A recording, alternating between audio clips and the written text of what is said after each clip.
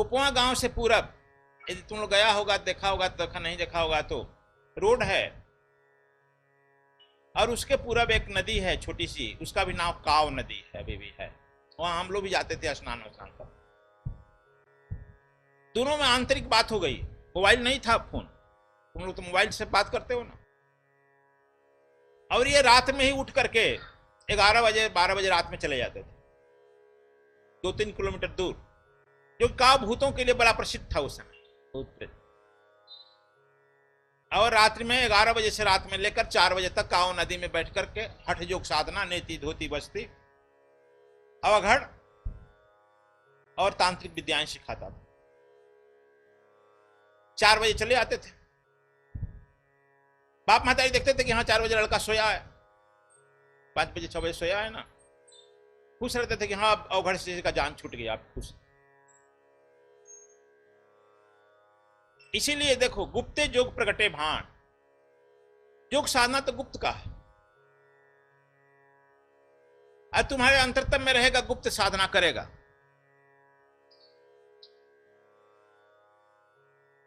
हमारे जन्मभूमि से पूरब काव नदी जहां जाते थे अवघड़ की साधना करने, और उत्तर जो है करुवज है, जहां मां काली का स्थान है, वहां हम बचपन में, सलाई इतना नहीं मिलता था, तुम लोग तो सलाई ले लेता है, गोईठा जानता है ना, उपला, उसका थोड़ा सा भाग जला करके, और उसको मैं गोईठा को लेकर के चल देता था। चलने में जलेगा ना, वहां जलते जलते पूरा पकड़ लेता था। 2 किलोमीटर पैदल, 2-3 किलोमीटर पर है, जहां हमारे यहाँ आम की बगीचा बगीचा बहुत लगाया गया संगन, उसे आगे वहां मैं जाकर के रात रहते पूजा पाठ करता था, ध्यानवान हवन हवन करता था, तांत्रिक उपासना। यह जो है अवघड़ इनको साधना कराने लगा। एक दिन नीचे अवघड़ कहा कि आपके पिताजी शादी करने वाले हैं और आपको हम श्मशान विद्या देना चाहते हैं। कहा कि श्मशान विद्या क्या होता है? कहा कि अब इसके लिए तुमको पहुंचना पड़ेगा कल बक्सर श्मशान घाट पर, चरित्र वन में, यहां से 20 कोस है।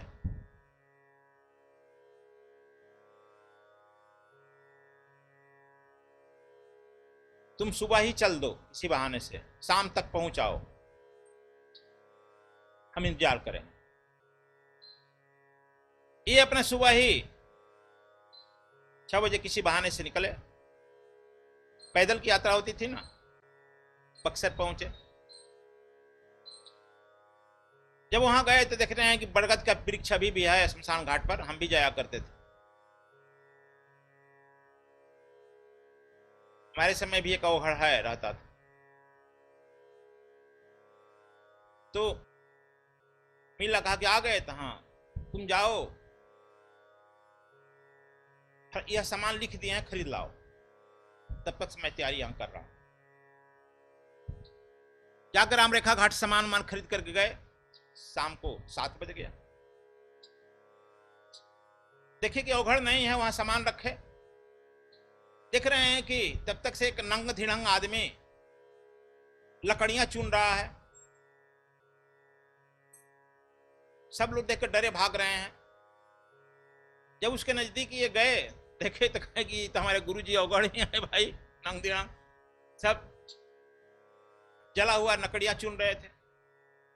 भाई कि आ गया, चल ये सब लकड़ी चुने लेके जाओ पीछे पीछे।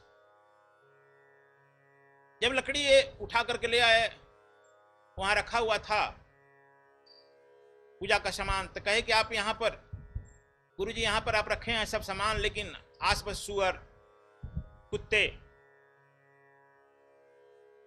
और हिंसक जानवर घूम रहे हैं, पूजा का सामान छू देंगे। वह अवघड़ बड़ा जोर से हंसा कि बेटा ये कोई छुएगा नहीं, देखो पीछे देखो, महाकाल तुम्हारी रखवाली कर रहा। तुम क्यों अपने को अति साधारण समझ रहा है? शंकर गण तुम्हारे साथ साथ रखवाली में चलते हैं, और ये कुत्ते की छुएंगे, चिट्टी स्पर्श नहीं करेगी। जितना दूर सामान रखे हैं, जितना देर हम लोग पूजा करना है, देखो लिपा गया है। तो हाँ गुरु जी कैसे लिपा गया है? कहा कि यह काल, महाकाल का प्रेतगण काम कर रहे हैं, सब लिप दिए हैं, इतने दिन में तुम्हारी पूजा होगी। गौर से देखो, इतने दिन में एक चिट्ठी भी नहीं पहुंच सकती है। देखे कि पीछे हमसे भी ज्यादा काला कलूटा एक व्यक्ति त्रिशूल लिए घूम रहा है। कहे कि प्रणाम करो, वह काल, महाकाल। जो प्रणाम किए तो महाकाल कहा कि हमें क्यों प्रणाम कर रहे हो? आपके लिए महा कालेश्वर भगवान शंकर स्वयं खड़े हुए हैं। देखो उधर देखो, आप शंकर की आराधना करने जा रहे हो, तो उधर देखे जो है अर्धनग्न छाला पहने हुए विराट शरीर का कोई पुरुष त्रिछाल लेकर खड़ा। कहे गुरु जी यह तो बड़ा अनहोनी सब हो रही है। कहा कि अनहोनी कुछ नहीं, सब होनी है। अंतर यही है कि तुम आंखों से देख रहे हो। अब 8 बजने वाला है बेटा, जाओ फटाफट स्नान करके आओ गंगा से, वस्त्र बदलो। देखो तुम्हारा वस्त्र पूजा का रख दिए हैं। तो देखे कि वस्त्र क्या रखे हैं पूजा के लिए? किसी मुर्दा का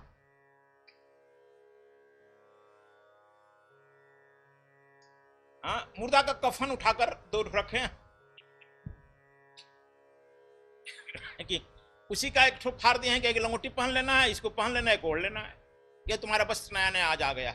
वही लंगोटी पहन करके आए यहाँ, ऐसे ऐसे बताए, पूजा पाठ किए, हवन हो। कहा कि हवन करना है, हवन करो। जब हवन करने के लिए उठे तो कहे कि हम सलाई तो नहीं लेकर आए हैं। कहा कि अरे सलाई की जरूरत है तंत्र में, सूर्य स्वर चलाओ, सूर्य स्वर में अग्नि तत्व चलाओ, अग्नि तत्व चला करके ओम ह्रीम क्लीम कहकर मारो फूंक, अग्नि प्रज्वलित होगी। और उन्होंने ऐसा ही किया और अग्नि प्रज्वलित हुई और हवन शुरू हो गया। देखो यह काम तुम लोग कहे कि बहुत अनहोनी, यह मैं जब अक्सर गया इंडस्ट्री तक यह काम करता था, कभी अग्नि नहीं जलाया। बक्सर तक इंडस्ट्री तक करता था, 90 तक। लेकिन जब मैं करता था तो एक आदमी मेरा सेवक था, वह पीछे लगा रहता था। गुरुजी सलाई नहीं मांगते हैं, आगे नहीं मानते, रोज अकेले बैठकर हवन कैसे करते हैं? वह पीछे लग गया। एक दिन मुझे मालूम हुआ, राम शकल नाम था, हम कहें कि तुम पीछा लगता है हमारे पूजा पाठ में, ऐसा मत करना, अनिष्ट हो जाएगा तुम्हारा। नहीं माना। उसका लड़का वही हुआ, दिन पीछे लगाया था, उसका लड़का मारा गया। 90 की घटना कह रहे हैं। मैं कहीं गया था, मारा गया, आया था, तब तक से वह फूक फाक दिया था। कि तुमने ऐसा कुछ किया था? तो हाँ अब देखा था आपने, ऐसा फूक मारा, अग्नि लग गया, वो देखा था। देख लिया था ना, तुम पता माना कि शंकर के प्रेत पिछवाला करते हैं, वो मार डालेंगे तुझे। कम से कम हमारे आने तक इंतजार करता, लाश रखा रहता, लेकिन तुमको रखने भी नहीं देंगे, बेचैन कर देंगे। तो यह इसके बाद हमने परित्याग कर दिया, क्योंकि यह तांत्रिक विद्याएं जो हैं सत्य तो हैं, होनहारी हैं, कुछ भी अनहानि कर देंगे, लेकिन इसका कीमत बड़ा अदा करना। हमने छोड़ दिया। इसके बाद 90 के बाद छोड़ा। यह स्वामी जी बताए थे, तुम लोग भी, मैं इतना कोई नहीं खोलेगा, मैं तो बहुत खोल दिया कि कहीं इतना खोला हुआ किताब में नहीं मिलेगा। यह जो है, तुम इस सृष्टि में कुछ भी कर सकते हो, तुम्हें थोड़ा धैर्य होना चाहिए, गुरु भक्ति होनी चाहिए, अटूट अटूट श्रद्धा, उसमें ही पट एक तरफा होती है। तुम समझो कि हम कर रहे हैं तो गुरु जी भी करें, नहीं, बहुत परीक्षा भी लेंगे, बहुत तरह का परीक्षाएं चलती है। यदि वह नहीं लेंगे तो उनके गण ले लेंगे, उनके गण नहीं लेंगे, शंकर के गण करेंगे, माया करेगी। जब तुम कोई काम करने चलते हो, यह बात समझो, तब तुम कुछ न कुछ फेरे में पड़ जाते हो, वह प्रकृति ही डालती है। जीव कबीर साहब ने कहा है, काल निरंजन। बुद्ध ने मार कहा है। मार शब्द का प्रयोग, बुद्ध के ही मार शब्द का प्रयोग तुलसीदास भी अपने रामायण में कहे हैं, मार। और अद्वैतवादी उसे माया कहते हैं। माया तुम्हारी परीक्षा लेने लगती है, और एक तरफ माया तुम्हें थोड़ा 10% शक्ति भी देती है कि नहीं तुम बर्दाश्त करो, 10% शक्ति देगी, 90% तुम्हारी परीक्षा की तरफ घोर विरोध करेगी। अब 10% को तुम कितने प्रज्वलित करके रखते हो उस पक्ष में?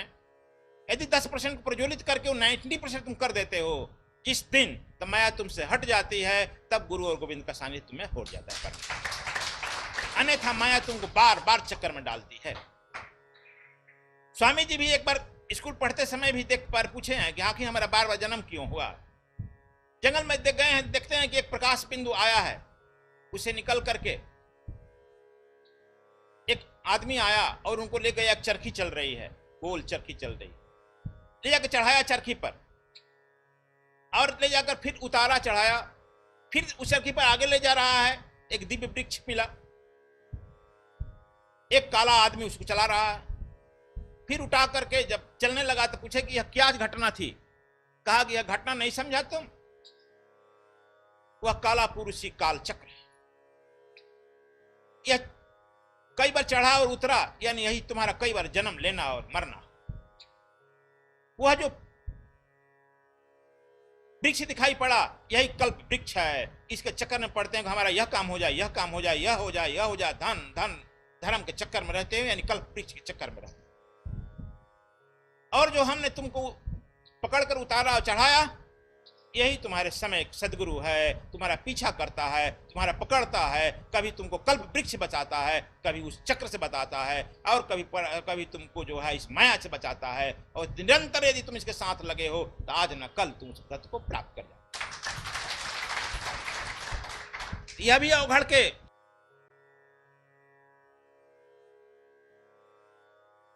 साधना में हवन पूजा हो गया, हम तब कहे कि अब तुम करो, 10 बजने जा रहा है, अब तुम्हारी शव साधना शुरू होगी बच्चा। लेकिन इसके पहले तुम्हें कुछ मंत्र मैं सिखा दूं। कुछ मंत्र सिखाए, कहे कि इधर आओ। कितना मंत्र सिखाऊं जी? श्मशान घाट का जो तुम लोग जलाता है राख, शव का राख लाए, कहा कि जीव निकालो, उस जीव पर ही शव के राख से लिख दिए, लो तुम पर लिख दिए। अब तुम जिस मंत्र का जिस काम के लिए स्मरण करेगा, वह मंत्र स्वतः आ जाएगा और तुम बोलने लगेगा, वह उससे तुम स्वतः काम कर लेगा अपने संकल्प शक्ति से। कितने मंत्रों को मैं करूं, वह लिख दिए। अब बेटा 11 बजने जा रहा है, अब 100 साधना शुरू करेंगे तुम्हारे। आज चाहते हैं गौघड़ की सारी क्रियाएं तुम्हारे साथ संपन्न कर दो। अवघड़ का मतलब यह होता है कि यह घड़ से जो निकल जाए, इस शरीर रूपी घड़ा से निकल जाए। तुम यहां देख रहे हो श्मशान घाट पर, कहा कि गुरुजी श्मशान घाट का विचित्र माया है। क्या? कहा कि जिस शरीर को, जिस केस में हम बहुत कंघी क्रीम लगाते हैं, वह जल रहा है, लाश जो है, हड्डियां जल रही लकड़ी के तरह, केस जल रहे हैं घास के तरह। यह वही शरीर है जिसके लिए हम इतना अहंकार करते हैं कि हाँ यही शरीर। इसीलिए अवघड़ श्मशान पर रहते हैं। भगवान बुद्ध ने भी अपने शिष्यों को कहा था कुछ दिन श्मशान घाट पर जाकर निवास करो। अवघड़ हम लोग इसलिए रहते हैं कि शरीर को जो तुम अहंकार करते हो, जलते हुए देखते हैं, देखते देखते इस शरीर से हमारी माया मोह घट समाप्त हो जाती है। अब इस शरीर को कोई ढेला मारता है, कोई पत्थर मारता है, कोई गाली देता है, कोई इस शरीर की कीमत नहीं महसूस होता है। अब इस शरीर के लिए अहंकार नहीं हो। कहा कि हम तो अभी एक दिन में ही शरीर को इस तरह से जलते हुए, दुर्गंध करते हुए, देखते हुए, जो हम इससे बिल्कुल शरीर से हमारी ममता समाप्त हो गई। कहा कि यदि इस शरीर को ठीक से जलते हुए देख लेगा, तब तुम हर समय के लिए परमानेंट शरीर से मुक्त हो जाएगा। और शरीर से मुक्त हो जाने पर बुद्धत्व उत्पन्न होने में कोई देर नहीं होती। शरीर के बंधन में हम इतने बुरी तरह से आबद्ध हैं बेटे। देखो ये जल रहे हैं, राख बन रहे हैं। अब तुम जाओ, देर हो रही है। एक काम करो, अपने गणों के लिए, भूत प्रेतों के वाहन, अब तुम्हारे गण यहीं रहेंगे ना, इसलिए भूत प्रेत डाकनी, हाकनी, साकनी डाकनी के लिए मंत्र बोलो। इस सब के लिए संकल्प करो, मंत्र बोलो। सब संकल्प के लिए मंत्र बोले, और जैसे ही आंख खोलते हैं देखते हैं कि चारों तरफ भूत प्रेत हाँकनी डाकनी साकनी चरनी सैकड़ों हजारों में चारों तरफ से घेर कर खड़े। तुमसे डर कर कांपने लगेगा ना। कहे कि जाओ तुम लोग सब इनके साथ जाओ। महाकाल आज एक बहुत सुंदर स्वस्थ लड़के का सांप काट दिया है, उसकी लाश लेकर के छिपाया है गंगा में तुम्हारे लिए। महाकाल भगवान शंकर तुम्हारे लिए कितना काम कर रहा है तुम जानते हो। कहा गुरु जी हम कैसे गंगा जी में खोजेंगे। कहा खोजना नहीं है, जाकर मां गंगा से प्रार्थना कराना, जो भगवान शंकर मेरे लिए लाश छिपाए हैं लाए हैं वो मुझे दो। वो ऊपर आ जाएगा, और ऊपर आ जाएगा तू जाकर उसको छूकर प्रणाम करना, और ये सब गण तुम्हारे जो जा रहे हैं, ये सब गण तुम्हारे हैं, तुम्हारे सेवा में नियुक्त हैं, ये सब उठाकर लाए हैं, साथ जाओ। ये देखो निश्चिंत निर्भय भयता गुरु की नगरिया। यह भी है कि तुम निर्भयता को प्राप्त किया नहीं प्राप्त किया। तुम लोग अकेले कहीं रहते हो, खर खुर हुआ तो डर जाते हो। यह सब निर्भयता प्राप्त करने की। निर्भय भयता गुरु की नगरिया। जब तक से निर्भयता को प्राप्त नहीं करता है, हरि के संत सुगाहरि बोले, नर के साथ सुगाहरि बोले। आदमी के साथ यदि सुगा भी रहता है तो श्री राम जय राम बोलने लगता है, लेकिन उड़ जाए जंगल में कबहू सूरत न आने। कबीर साहब कहते हैं यदि नर के साथ सुगाहरि बोले, सुगा तो हरि हरि बोलता है, लेकिन जैसे ही पिंजरा से उड़ जाता है तो परमात्मा का सूरत उसे भूल जाती है। तुम में और उसमें अंतर यही है। ये जब गए गंगा के नजदीक गए, गंगा को प्रणाम किए और कहे कि मां गंगे हमारे लिए जो लाश आया है, एक युवक का लाश, वो प्रदान करो। देखते ही देखते लाश जो है नीचे से ऊपर उठकर चली। जितने थे आसपास भूत प्रेत के साथ सब दौड़े और उठाकर बाहर निकाल लिए। कहीं का अब आगे आगे चलिए। आगे आगे चल रहे हैं, पीछे पीछे वो लेकर आया लाश को नंग धिड़ंग सुला दिया गया। उत्तर दक्षिण सुलाया जाता। कहे कि एक काम करो, तुम्हारे खानदान में कोई मांस मदिरा का प्रयोग नहीं किया है, और जिस दिन तुम्हारे बाबा और तुम्हारे पिताजी जान जाएंगे कि अवघड़ ने मांस मछली खिला दिया है, तुमको मदिरा पिला दिया है, वह दिन तुम्हारे लिए बड़ा खराब होगा। इसलिए महाकाल भैरव भी देखो खड़ा है, तुमसे यह मांग नहीं करेगा। इसलिए उड़द का आटा लाए गए हैं। उड़द के आटा को बकरा बना करके देखो रखे हैं, चूंकि यह तो खाएगा मांस मदिरा ना। उड़द के आटा को जो बकरा बनाया गया था, कहा कि इस तलवार से काटो। जैसे ही उन्होंने काटा, उसे खून की धारा निकलने लगी।